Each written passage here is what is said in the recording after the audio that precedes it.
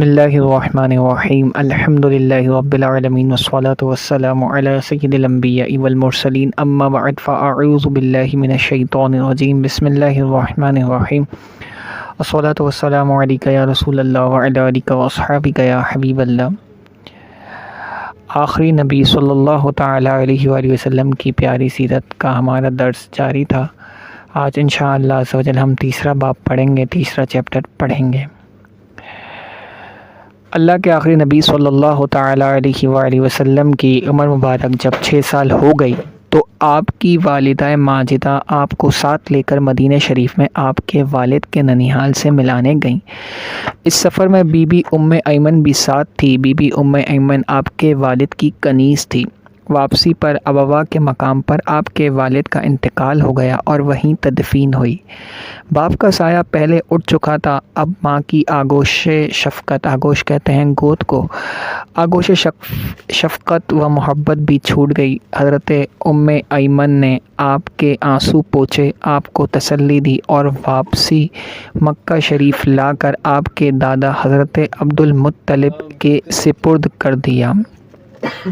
والدین کے وصال کے بعد آپ صلی اللہ تعالیٰ علیہ وآلہ وسلم کی پرورش آپ کے دادا جان کے یہاں ہوئی۔ ان کا نام عبدالمطلب رضی اللہ تعالیٰ عنہ ہے۔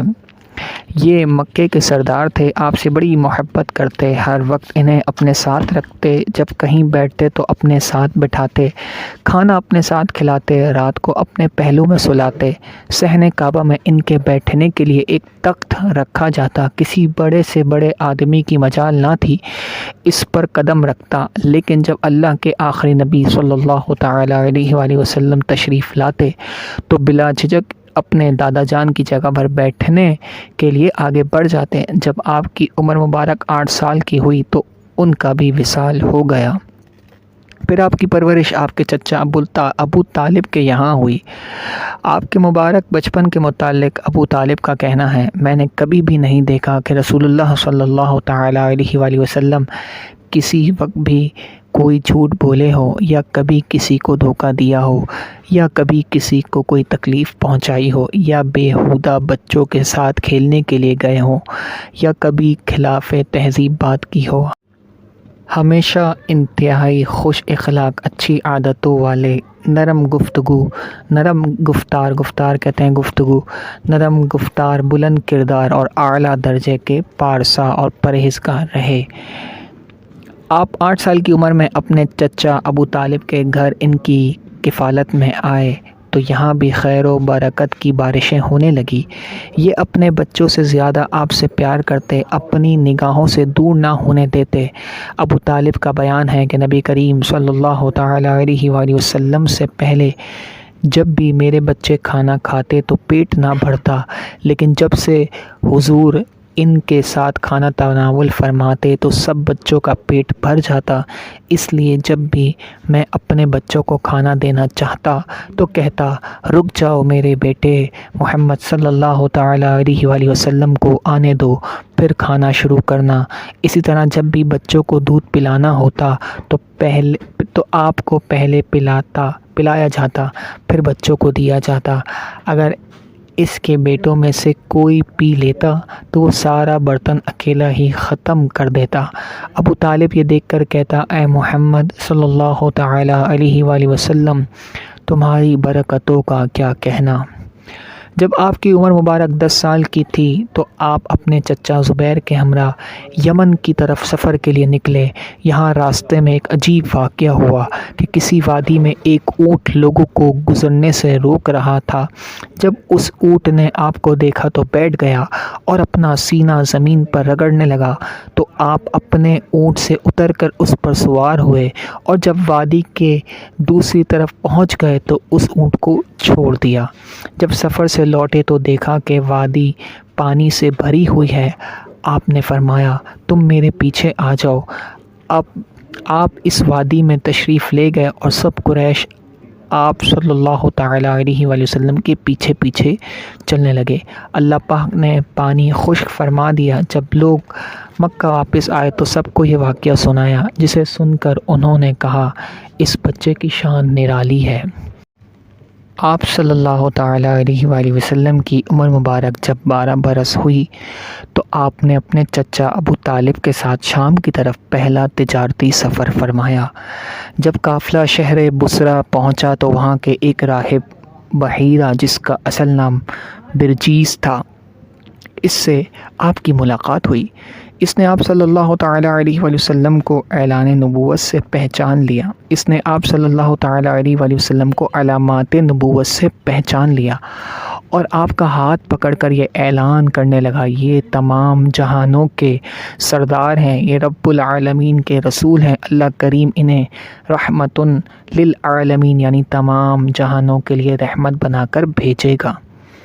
پھر اس نے آپ صلی اللہ تعالیٰ علیہ وآلہ وسلم اور اہل قافلہ کے لیے کھانے کی دعوت کا اہتمام کیا۔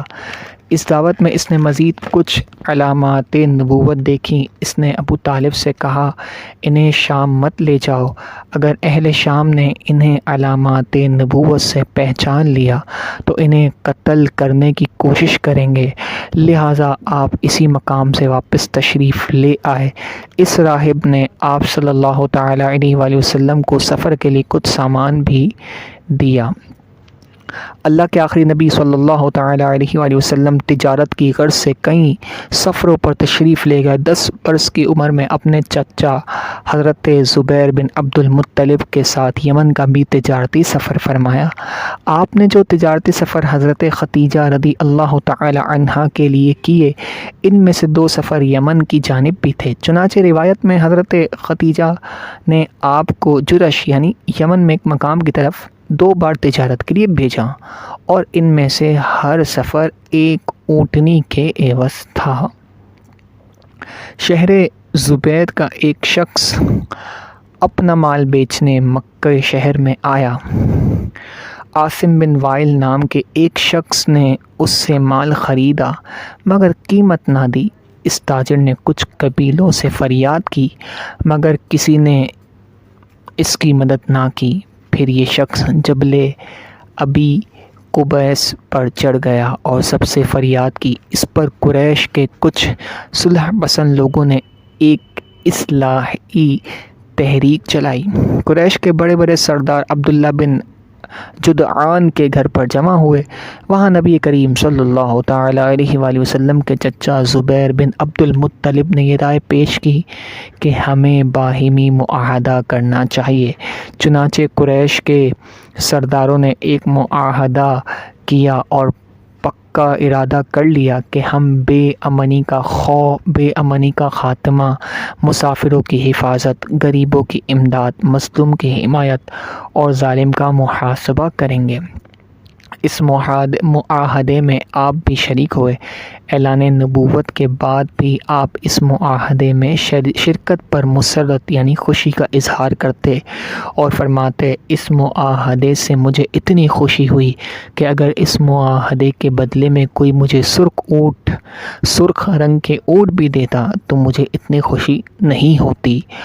آج بھی اگر کوئی مظلوم اس معاہدے کے تحت مجھے مدد کے لیے پکارے تو میں اس کی مدد کے لیے تیار ہوں۔ اس معاہدے کو حلف الفضول کے نام سے موسوم کیا جاتا ہے۔ اس کی وجہ یہ ہے کہ بہت پہلے مکے میں ایک معاہدہ ہوا تھا۔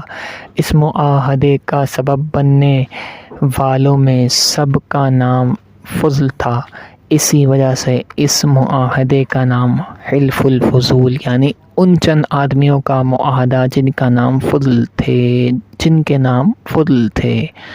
صلو علی الحبیب صلی اللہ تعالیٰ علی محمد صلی اللہ تعالیٰ علیہ وآلہ وسلم۔ اللہ تعالیٰ سے دعا ہے جو ہم نے سنا اسے یاد رکھنے کی توفیق عطا فرمائے۔ اگر اس میں ہم سے پڑھنے میں کوئی غلطی ہو گئی ہو تو اللہ تعالیٰ ہماری خطاؤں کو معاف فرمائے۔ آمین بجاہ النبی الامین صلی اللہ تعالیٰ علیہ وآلہ وسلم۔